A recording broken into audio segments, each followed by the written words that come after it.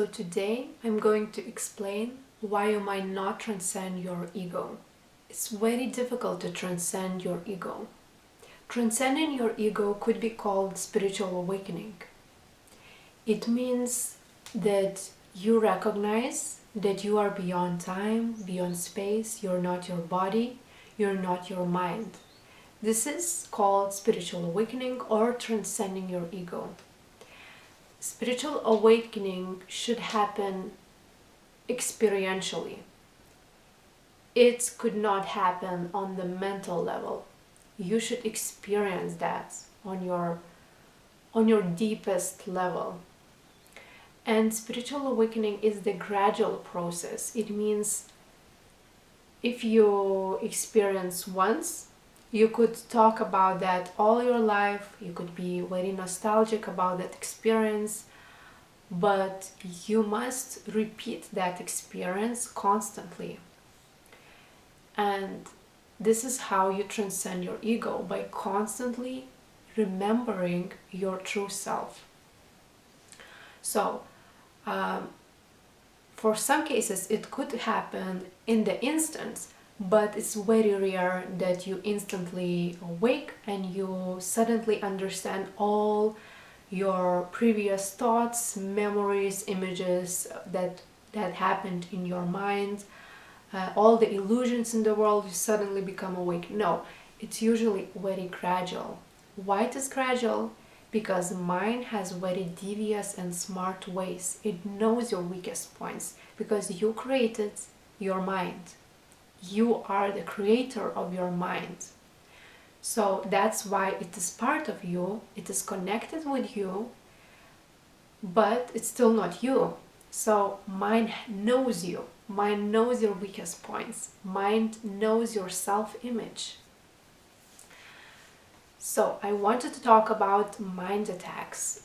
This is very important to talk about mind attacks because it could help you to understand why it is so hard, it is so difficult to fully be awake all the time and to fully be happy all the time and to fully enjoy yourself and to stay in that recognition of who you are. So mind attack is the overwhelming sensation when you get in your body when you have a lot of thoughts, personal emotions coming to you, and you feel that you cannot control anything. It's almost like a separate entity. Your mind as a separate entity, your ego as a separate entity comes to you and is like beating you beating you up.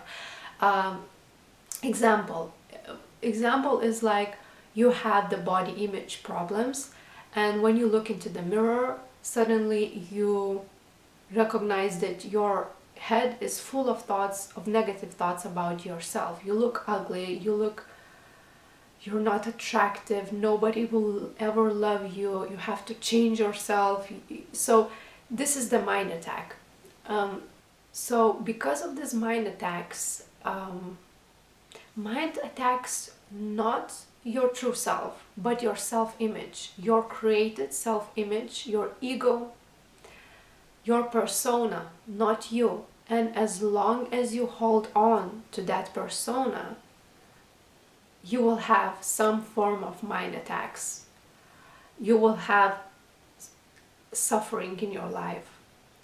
You will have overwhelming sensation. You will not be fully happy unless you fully release your self-image. You fully become awake.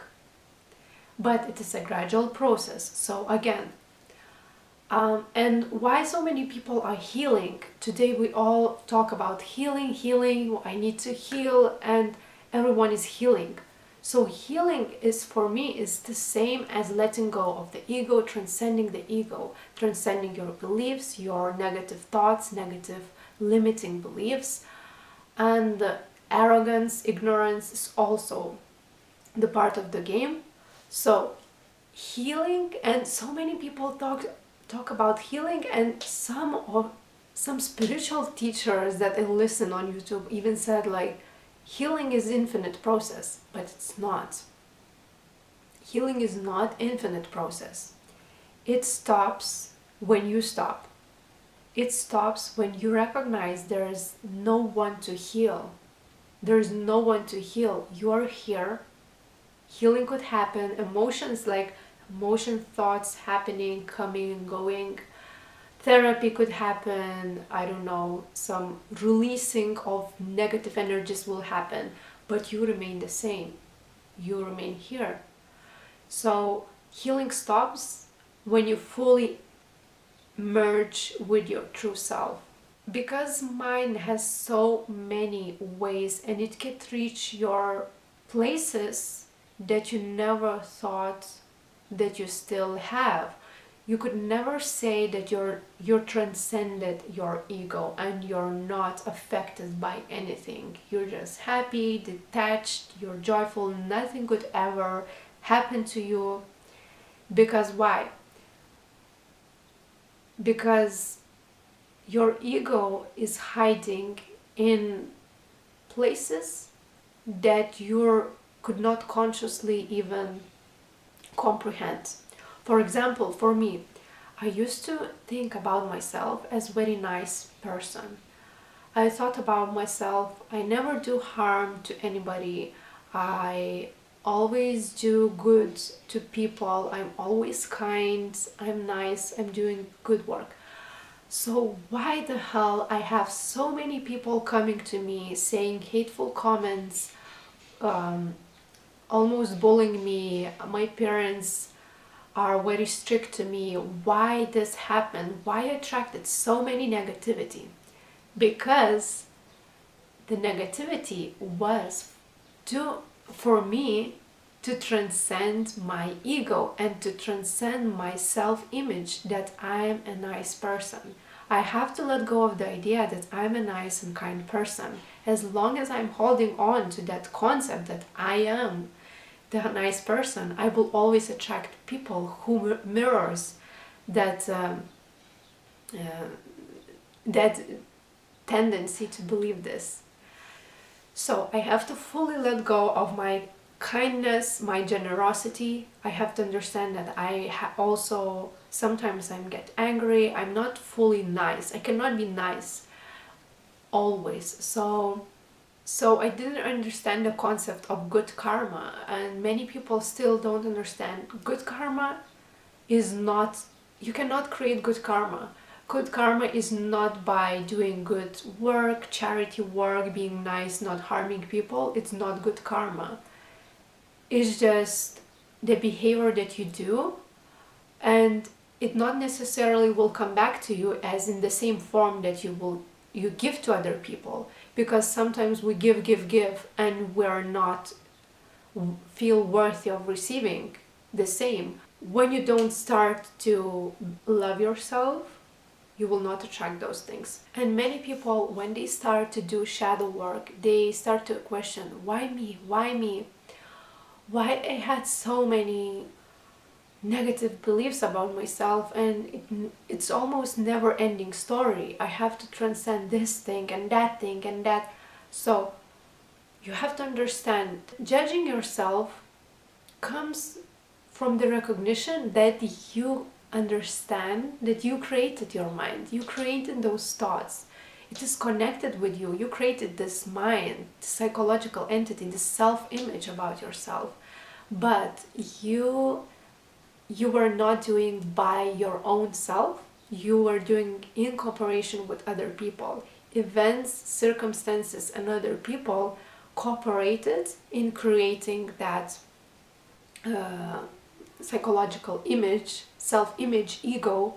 Other people helped to create that. For me, it was huge epiphany when I understood that I'm not responsible fully for my ego, and I could never seek every belief and every thought and every negative belief about myself. Where did it come from?